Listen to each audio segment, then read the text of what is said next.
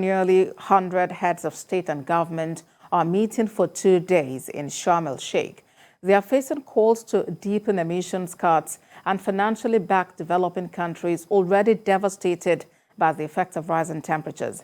A multitude of other crises, from Russia's war in Ukraine to soaring inflation, has raised concerns that climate change will drop on the priority list of government. There is more in this report. Of the United Nations Climate Summit COP27 in Egypt this year marks the 30th anniversary of the adoption of the United Nations Framework Convention on Climate Change. Leaders from 120 countries are meeting in Sharm El Sheik to discuss next steps in curbing climate change. Key topics are compensation and support for the most affected countries.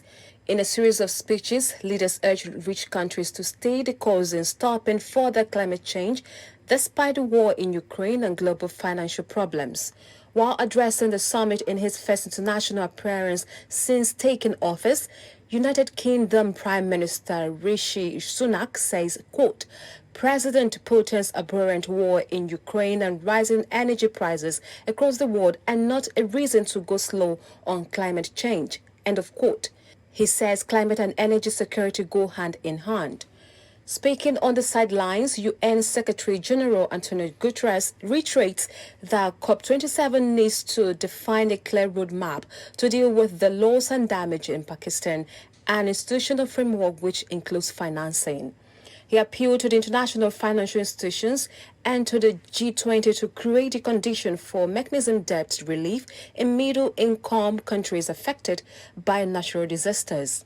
If there is any doubt about loss and damage, go to Pakistan. There is loss and there is damage.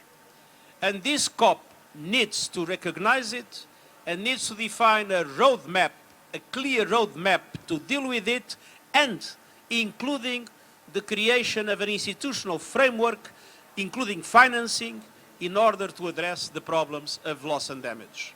And I hope that Pakistan will be able to benefit from these developments. My appeal. Pakistan Prime Minister Shehbaz Sharif joined the UN chief at a press encounter. He says his country is seeking to add loss and damage to the climate agenda. Broader level, we seek to add loss and damage to the climate agenda, and we hope that all countries come to the COP27 meetings in the spirit you so ably championed as climate justice for all. My goal in the end is the same as yours, Excellency, to not let helplessness become a death sentence.